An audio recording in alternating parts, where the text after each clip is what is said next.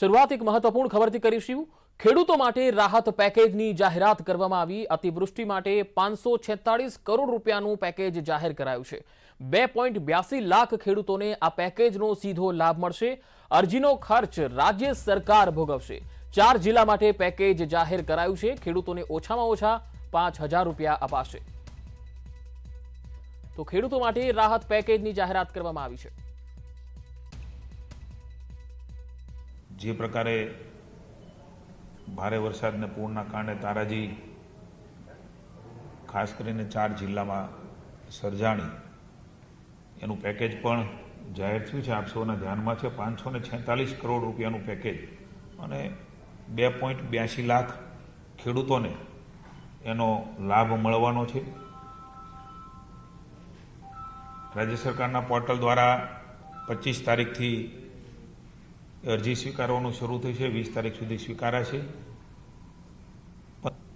0.3 hectare કોઈ જમીન હોય તો એને મળવાપાત્ર 3700 રૂપિયા થાય છે। એના બદલે 5000 રૂપિયા એમને મળશે એવો પણ નિર્ણય આ પેકેજમાં કરવામાં આવ્યો છે। ગુજરાતના હવામાનને લઈને મહત્વના સમાચાર આવી રહ્યા છે। રાજ્યમાં હવે સૂકું વાતાવરણ રહેશે। તાપમાનમાં હાલ મોટો ફેરફાર જોવા નહીં મળે। 1 થી 2 ડિગ્રીનો વધારો ઘટાડો નોંધાતો રહેશે। ઠંડી માટે હજુ રાહ જોવી પડશે। ડિસેમ્બરથી ફેબ્રુઆરી દરમિયાન ઠંડીની અસર રહેશે। હાલમાં ઉત્તર પશ્ચિમના પવનો ફૂંકાઈ રહ્યા છે। વેસ્ટર્ન ડિસ્ટર્બન્સના કારણે અચાનક તાપમાનમાં સામાન્ય ઘટાડો જોવા મળી શકે છે। आपकी जो विंड मिनिमम टेम्परेचर ठंडी में होता है उसका डिपार्च देखा नॉर्मल डिपार्चर्स अभी चल रहा है। देखो अभी आपका 20 डिग्री आ रहा है। तो और अभी जो बेसिकली हमारा विंटर सीजन दिसंबर जनवरी फरवरी में होता है इंडिया के हिसाब से, तो टेम्परेचर उसके हिसाब से होगा। और विंड देखा जाए अभी हमारा basically westerly north westerly wind चल रहा है। ઉત્તરાખંડમાં વરસાદને કારણે 40થી વધુના મૃત્યુ થયા છે। રાહત અને બચાવ કામગીરી પૂરજોશમાં ચાલી રહી છે। ઉત્તરાખંડમાં આકાશી આફતથી મોટી તબાહી થઈ। અનેક રસ્તા અને પુલને મોટું નુકસાન થયું છે। અનેક લોકોનું રેસ્ક્યુ કરવામાં આવ્યું। તમામ ગુજરાતીઓ સુરક્ષિત હોવાનું જાણવા મળ્યું છે।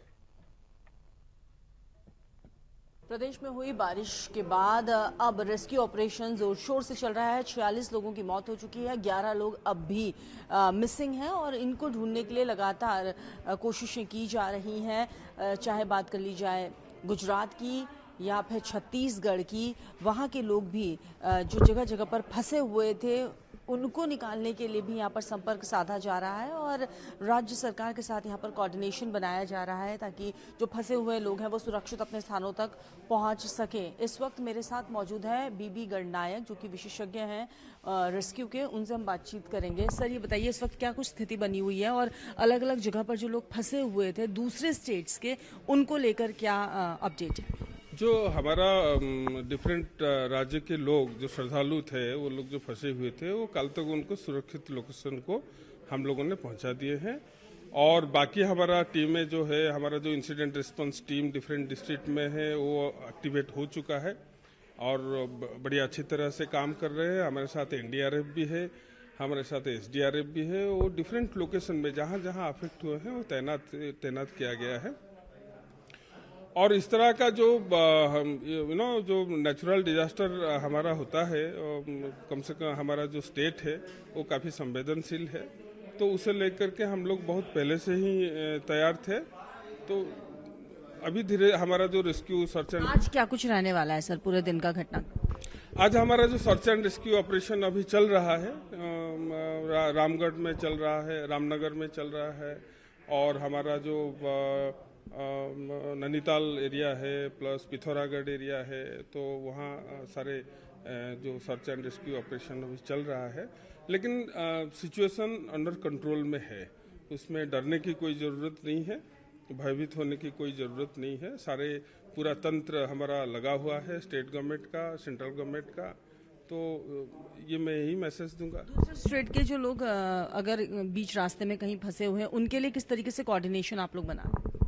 हमारा जो पुलिस है, राज्य की पुलिस है और एसडीआरएफ है और जो डिस्ट्रिक्ट में डिफरेंट लोकेशन में हमारा जो इंसिडेंट रिस्पांस टीम है, तो उन लोगों का माध्यम से जहां जहां लोग फंसे थे कल तक, तो उन लोगों को ऑलरेडी हम लोगों ने निकाल चुके हैं और उनको सेफ लोकेशन में उन लोगों को हम लोगों ने पहुंचा चुके हैं। तो बाकी जैसे जैसे आते रहेगा फिर लोगों को धीरे धीरे अपना अपना जो डेस्टिनेशन है जहां जाना है तो उस तरह का हम लोग उन लोगों को अभी भेज रहे हैं। इतना ज़्यादा प्रॉब्लम नहीं है, जबकि ये काफ़ी बड़ा प्रॉब्लम नज़र आ रहा है और राज्य सरकार और केंद्र सरकार वो दोनों मिलकर के दिल्ली से रेस्क्यू को लेकर क्या कुछ अपडेट आ रहा है सर? हेली से जो अभी तक का जो रेस्क्यू है हम लोग 25 लोगों को रामनगर से रेस्क्यू कर चुके हैं। बाकी डिफरेंट लोकेशन में जो अभी रेस्क्यू हो रहा है धीरे धीरे अभी हमारे पास रिपोर्ट आएगा। अभी रिपोर्टिंग का टाइम जो है 11 बजे है, तो जैसे रिपोर्ट आएगा हम लोग आपको, लेकिन अभी ऑपरेशन चल रहा है। बहुत शुक्रिया सर हमसे बातचीत करने के लिए। तो ये कहा जा रहा है स्टेट कंट्रोल रूम में जो अपडेट मिल पा रहा है उसमें यही है कि जो दूसरे स्टेट से यात्री फंसे हुए थे जो जा रहे थे चारधाम यात्रा के लिए, उनको जो है सुरक्षित स्थानों पर पहुंचा दिया गया है और स्थिति अंडर कंट्रोल है। कैमरा पर्सन राकेश रावत के साथ भारती सकलानी, न्यूज़ 18 नेटवर्क। તો ઉત્તરાખંડમાં રાજકોટ, અરવલ્લી, પોરબંદર, જામનગર અને જૂનાગઢ સહિતના જિલ્લાઓના કુલ 240થી વધુ ગુજરાતીઓ ફસાયા છે, પરંતુ તમામ સુરક્ષિત હોવાનું જાણવા મળ્યું છે।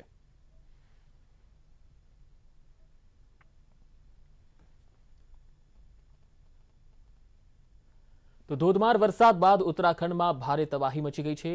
વરસાદના વિરામ બાદ અહીંના કેટલાય વિસ્તારોમાં તારાજીના દ્રશ્યો સામે આવ્યા। તંત્ર દ્વારા રસ્તા ક્લિયર કરવાની કામગીરી હાથ ધરાઈ છે। પહાડો પરથી ભેખડો ધસી પડવાથી કેટલાય રસ્તા પર મસમોટા પથ્થરો આવી પડ્યા છે। આ પથ્થરોને જેસીબી દ્વારા દૂર કરવામાં આવી રહ્યા છે। પહાડી વિસ્તારોના રસ્તા પર હજુ પણ કાદવ કીચડ જોવા મળી રહ્યો છે।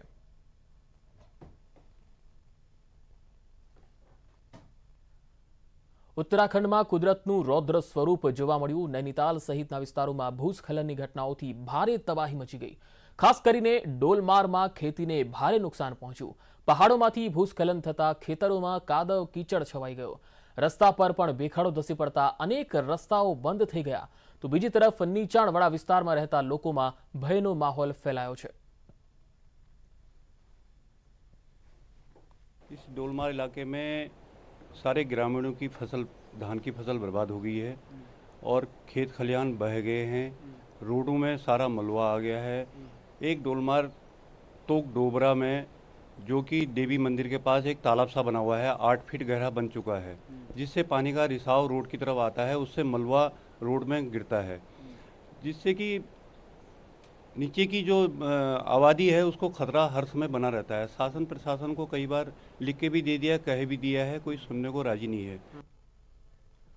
ઉત્તરાખંડમાં ભારે વરસાદ, તમામ લોકો સુરક્ષિત હોવાનું જાણવા મળ્યું છે। રાજકોટના તમામ 16 નાગરિકો સુરક્ષિત છે। વાતાવરણમાં ગઈકાલે બપોર બાદ સુધારો આવ્યો છે। આજ સાંજ સુધીમાં તમામ 16 યાત્રિકો પરત આવવા નીકળે તેવી સંભાવના છે। પરિવારજનો સાથે તમામ યાત્રિકો સતત સંપર્કમાં છે। વાતાવરણમાં સુધારો આવતા તમામ સુરક્ષિત છે અને આજે સાંજ સુધીમાં ગુજરાત પરત નીકળી શકે છે। हमेशा भक्तों की कसौटी करते हैं। इस कसौटी से हम लोग अब पार उतर गए हैं। हमारी सभी लोगों की प्रार्थना देवाधिदेव महादेव ने, केदारनाथ महादेव ने सुन ली है। 4 दिनों से हमारे सभी मित्रों से हमारी जो दूरी बनी रही थी वो आज खत्म होने जा रही है। भोले बाबा ने हम सभी की प्रार्थना सुनी है और इस कारण वातावरण एकदम खुल गया है। केदारनाथ में हेलीकॉप्टर सेवा शुरू हो गई है और कुछ ही समय में हमारे जो 6 यात्री अभी ऊपर थे उन लोगों से हमारा मिलन होने जा रहा है। हम बहुत ही उत्सुक हैं उन सभी लोगों को, हमारे सहृदयी यात्रिकों को, हमारे परिवारजनों को, हमारे मित्रों को मिलने के लिए। तो अभी हम सब लोग हेलीपैड पर उन सभी का स्वागत। ઉત્તરાખંડમાં સર્જાયેલી તારાજીને કારણે ગુજરાતના કેટલાક નાગરિકો ફસાયા હોવાની માહિતી મળી હતી। દ્વારકાથી કેદારનાથ ગયેલા દ્વારકાના પ્રવાસીઓ સુરક્ષિત છે। કેદારનાથથી દ્વારકાના પ્રવાસે ગયેલા યાત્રિકોએ વિડીયો મોકલી સ્થિતિ જણાવી અને આ અંગે માહિતી આપી। હાલ ઉત્તરાખંડમાં વાતાવરણ ચોખ્ખું અને શાંત હોવાનું યાત્રિકોએ જણાવ્યું છે। દ્વારકાથી કેદાર ગયેલા તમામ લોકો સુરક્ષિત છે।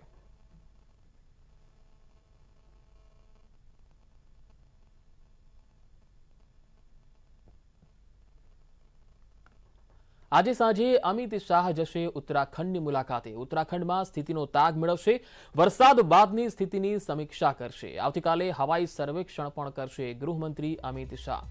તો ઉત્તરાખંડમાં જે રીતે ભારે વરસાદને પગલે તબાહી મચી છે, ત્યારે ગૃહમંત્રી અમિત શાહ આજે જ રવાના થશે ઉત્તરાખંડ જવા માટે અને આવતીકાલે તેઓ હવાઈ સર્વેક્ષણ કરશે અને સમગ્ર પરિસ્થિતિનું રાજ્યમાં કયા પ્રકારે થઈ રહ્યું છે, લોકોને કેવી રીતે સુરક્ષિત કાઢવામાં આવી રહ્યા છે, રેસ્ક્યુ ઓપરેશન કઈ રીતે થઈ રહ્યું છે, કેટલા લોકો હતાહત થયા છે, આ તમામ બાબતોની માહિતી મેળવશે।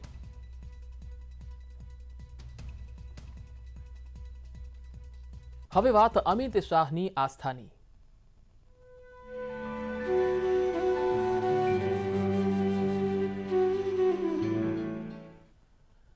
કેન્દ્રીય મંત્રી અમિત શાહ પોતાના માદરે વતન માણસા પહોંચ્યા। માણસા ખાતે બહુચર માતાજી મંદિરના પ્રાણ પ્રતિષ્ઠા મહોત્સવમાં હાજરી આપી।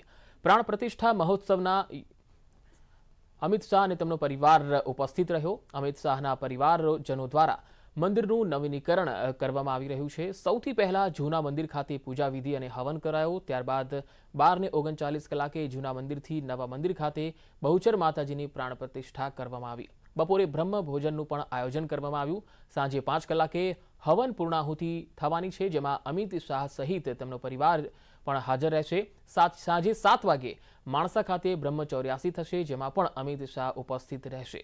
દેશના ગૃહમંત્રી અને સહકાર મંત્રી અમિત શાહ તેમના કુળદેવી બહુચર માતાજીના નવા મંદિર પરિસરના ગોખમાં સ્થાપન કરશે।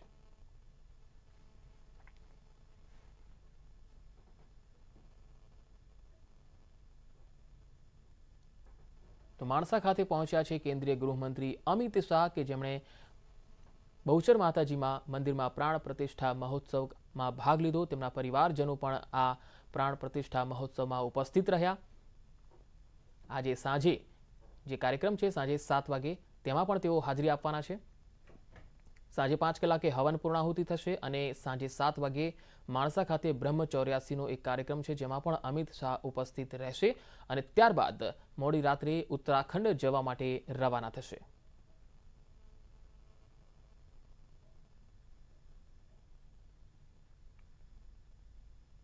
આ માતા પ્રત્યે એમની શ્રદ્ધા, હકીકત તો એમ છે કે અમિતભાઈને 6 બહેનો અને ત્યાર પછી માન્ય અમિતભાઈનો જન્મ થયો અને પૂનમના દિવસે જન્મ થયો, એટલે એમની બાધાથી મને અમિતભાઈનો અહીંયા જન્મ થયેલો એ વખતે એમનું હુલામણું નામ એ પૂનમથી એમને બધા ઓળખતા। આજે પણ ગામના વડીલો એમને પૂનમથી જ ઓળખે છે અને એ રીતે એમને એટલી બધી અતૂટ શ્રદ્ધા પરિવારને વર્ષોથી, મને અમિતભાઈ આજે પણ દેશના કોઈ પણ ખૂણે હોય, નવરાત્રિના બીજા દિવસે એ માણસા અવશ્ય હોય અને માની સેવાને આરાધના કરવા માટે એ સતત અહીંયા આવતા હોય છે।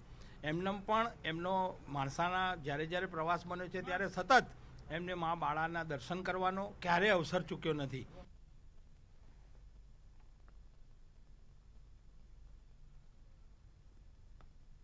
તો કેન્દ્રીય ગૃહમંત્રી અમિત શાહના ગામ માણસામાં આવેલા બહુચર માતાના મંદિરમાં આજે પ્રાણ પ્રતિષ્ઠા મહોત્સવનો કાર્યક્રમ, જેમાં અમિત શાહ ઉપસ્થિત છે। મંદિરમાં યોજાઈ રહેલા આ ઉત્સવને લઈને અમિત શાહનો પરિવાર પહેલાથી જ માણસા પહોંચી ચૂક્યો હતો અને ગામના સામાન્ય માણસની જેમ જ ગામ લોકો સાથે તૈયારીઓ કરી। કેન્દ્રીય ગૃહમંત્રી અમિત શાહનું મૂળ વતન માણસા છે। અમિત શાહે નાનપણ માણસામાં જ વિતાવ્યું છે। માણસાના અનેક પ્રસંગોમાં તેઓ વખતો વખત હાજર રહેતા હોય છે। માણસામાં આવેલું બહુચરાજી માતાજીનું મંદિર જે 150 વર્ષ જૂનું છે, નાગર બ્રાહ્મણોએ આંગી પ્રતિષ્ઠા અહીંયા કરી હતી અને અમિત શાહના વડવાઓએ ચાંદી સહિત અનેક વસ્તુઓ અહીંયા દાનમાં આપી હતી। વર્ષોથી સ્થાપના થઈ ત્યારથી નવરાત્રિની 9 નોરતા વિશેષ આરતી, પૂજા અને ગરબા ગવાય છે। નવરાત્રિના બીજા નોરતે અમિત શાહ માણસામાં બહુચરાજી માતાના દર્શન માટે અને આરતી માટે ખાસ આવતા હોય છે।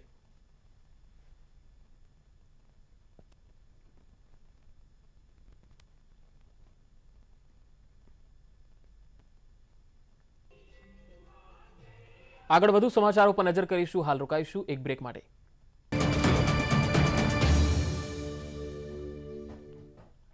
બ્રેક બાદ એક મહત્વપૂર્ણ ખબર આવી રહી છે, તેના પર નજર કરીએ। આવતીકાલે મળશે ગાંધીનગરમાં નવા મેયર।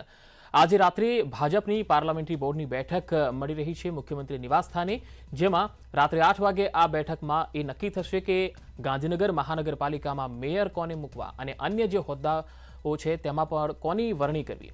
ભાજપની પાર્લામેન્ટરી બોર્ડની બેઠકમાં આ તમામ ચિત્ર આજે રાત્રે સ્પષ્ટ થઈ જશે. ભાજપની પાર્લામેન્ટરી બોર્ડની બેઠકમાં મેયરના નામ પર મહોર લાગશે. આવતીકાલે ગાંધીનગર મનપાની સામાન્ય સભા પણ મળશે.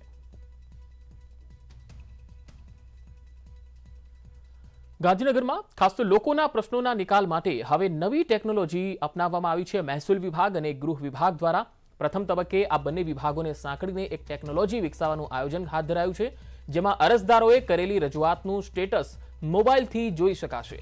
મંત્રીઓને કરવામાં આવતી રજૂઆત ટેકનોલોજીના માધ્યમથી જોઈ શકાશે. અરજદારોનું કામ કેટલા સમયમાં થશે તેની વિગત મેળવી શકાશે. ક્વિક રિસ્પોન્સ ટીમનો જે સિસ્ટમ છે તેનો ઉપયોગ પણ કેવી રીતે કરવો એ પણ અહીંયા જોવા મળશે. પ્રથમ તબક્કે મહેસૂલ અને ગૃહ વિભાગને સાંકળીને આ ટેકનોલોજીનો ઉપયોગ થશે. સૌથી વધુ અરજી મહેસૂલ અને ગૃહ વિભાગને લગતી આવતી હોય છે, જેથી શરૂઆત આ બંને વિભાગોથી આ ટેકનોલોજીની કરવામાં આવશે. ત્યારબાદ સફળતા મળશે તો અન્ય વિભાગોને પણ સમાવવામાં આવી શકે છે.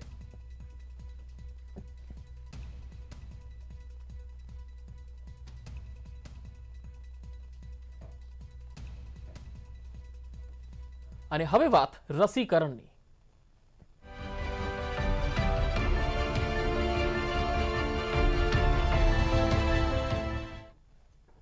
કોરોનાની મહામારીનો મજબૂત મુકાબલો કર્યા બાદ ભારત હવે રસીકરણમાં પણ રેકોર્ડ સર્જવા જઈ રહ્યું છે. રસીકરણના 288 દિવસ બાદ આપણે રસીકરણના 100 કરોડ ડોઝ નજીક પહોંચી ગયા છીએ. હાલમાં 99.13 કરોડ લોકોને રસી અપાઈ ચૂકી છે અને ટૂંક જ સમયમાં આ આંકડો 100 કરોડને પાર પહોંચી જશે, જેમાં 70 કરોડ લોકોને સિંગલ ડોઝ જ્યારે 30 કરોડ લોકોના બંને ડોઝ સામેલ હશે. માહિતી મુજબ દેશમાં 94 કરોડ લોકો 18 વર્ષથી વધુ વયના છે, જે મુજબ અત્યાર સુધીમાં પુખ્ત વયના 75% લોકોને સિંગલ અને 30.6% જેટલા લોકોને બંને ડોઝ મળી ગયા છે. દુનિયાભરમાં કોરોનાથી થતા મોતને લઈને અત્યાર સુધીમાં જેટલા પણ અભ્યાસો સામે આવ્યા છે તેમાં એક બાબત કોમન છે કે વેક્સિન મુકાવ્યા બાદ સંક્રમિત થઈએ તો પણ મોતની શક્યતા 4 થી 5 ગણી ઓછી થઈ જાય છે.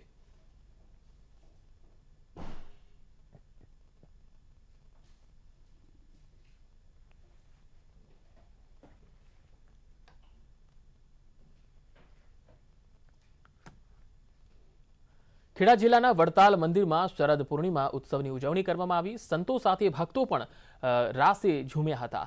મહિલા ભક્તો માટે અલાયદી વ્યવસ્થા કરવામાં આવી. સનાતન સંસ્કૃતિમાં શરદ પૂર્ણિમામાં રાસ ઉત્સવનો અનેરો મહિમા હોય છે. આ મહિમા સ્વામિનારાયણ સંપ્રદાયે જાળવી રાખ્યો છે.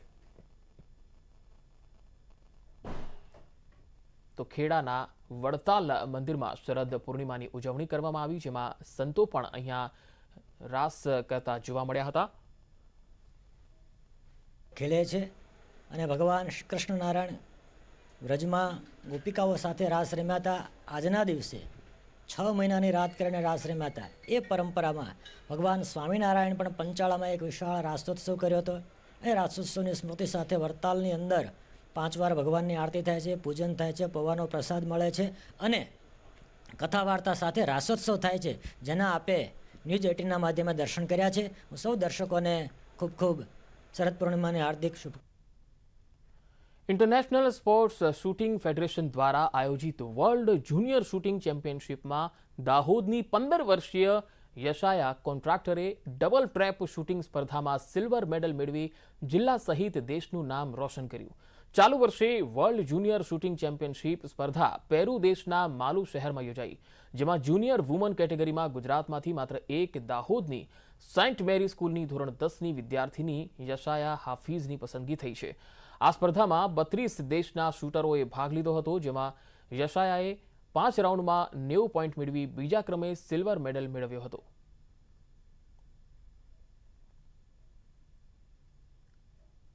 હંમેશા શૂટિંગ જ દિમાગમાં રાખ્યું છે કે એને ઘણી ઊંચું લેવલ પર હાંસલ કરું અને આ વાર હું સિલ્વર લાવી છું, પણ અગલી વાર ટ્રાય કરીશ કે ગોલ્ડ આવે. અમારી સ્કૂલની વિદ્યાર્થી યશાયા હાફિઝ કોન્ટ્રાક્ટર ક્લાસ 10થમાં ભણે છે. શરૂઆતથી જ એમને શૂટિંગમાં ઇન્ટરેસ્ટ હતો અને ગયા મહિને પેરુ ખાતે વર્લ્ડ જુનિયર ચેમ્પિયનશિપમાં આખા ગુજરાતમાંથી એનું નામ સિલેક્ટ થયેલું. તેણે તે ઇવેન્ટમાં પાર્ટિસિપેટ કર્યો અને જુનિયર મેડલ સિલ્વર મેડલ એમને હાસિલ કર્યો છે. સફળતાની કોઈ કહાની એક દિવસમાં નથી બનતી, પરંતુ ઈમાનદારી, ધગસ અને સાચો સંઘર્ષ હોય તો સફળતાની કહાની એક દિવસ પૂરી જરૂર થાય છે. દેશમાં શ્વેત ક્રાંતિ એટલે કે દૂધ ક્રાંતિ લાવનારા અમૂલની સફર ગુજરાતના ફક્ત 2 ગામડાથી શરૂ થઈ હતી. 75 વર્ષનું થઈ ગયેલું અમૂલ પણ સમગ્ર દેશ સાથે આઝાદીના અમૃત મહોત્સવની ખુશી મનાવી રહ્યું છે. આવો તમને મળાવીએ અમૂલની સફળતાના સોનેરી ઇતિહાસ સાથે.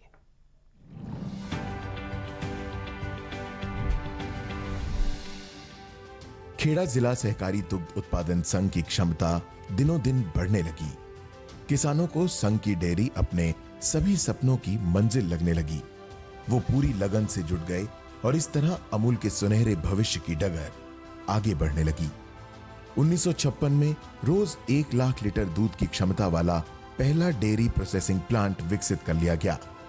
अब आगे और आगे जाने की ही बारी थी. किसानों के दुख भरे दिन बीत चुके थे.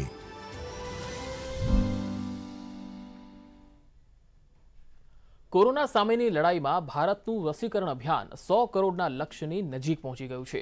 રસીકરણ અભિયાનમાં લોકોને પ્રોત્સાહિત કરવા માટે એક થીમ સોંગ પણ તૈયાર કરવામાં આવ્યું છે.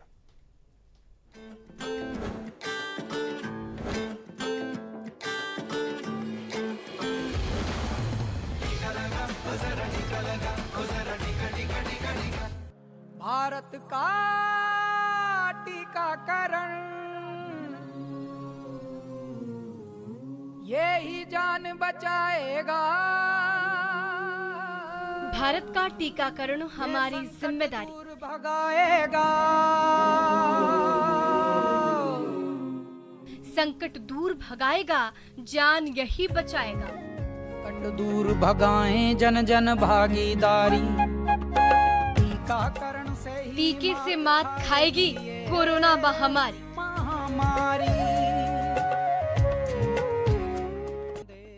विराट विशाल भारत का टीका संदेश. टीके से बचेगा देश, टीके से. क्योंकि टीका है संजीवनी, आपने लगवाया. दुनिया भर में भारत का कोरोना टीकाकरण अभियान मिसाल बन चुका है और हम 100 करोड़ टीके के लक्ष्य तक पहुंच रहे हैं. इस मौके पर केंद्रीय स्वास्थ्य मंत्रालय ने कोरोना टीकाकरण को लेकर एक थीम सॉन्ग तैयार किया.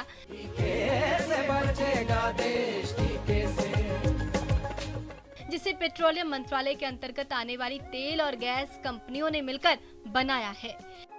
है कुशल मार्गदर्शन, राज्य राज्य टीकाकरण से गतिमान है ये निराकरण.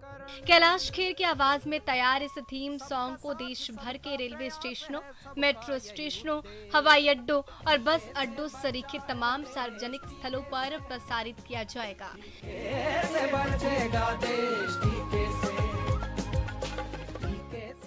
जिससे ज्यादा से ज्यादा लोग कोरोना के खिलाफ भारत की लड़ाई के बारे में जान सके और टीकाकरण के लिए प्रोत्साहित हो सके. देश में पहला कोरोना टीका 16 जनवरी 2021 को दिया गया. कई चुनौतियों के बावजूद भारत में दुनिया का सबसे बड़ा टीकाकरण अभियान जोर शोर से जारी है. इस अभियान में टीका लगवाकर हम सभी अपनी भागीदारी सुनिश्चित कर रहे हैं. Bureau report, news 18 network. क्षिति पावक हे नील गगन, कण कण वायु प्राण सृजन.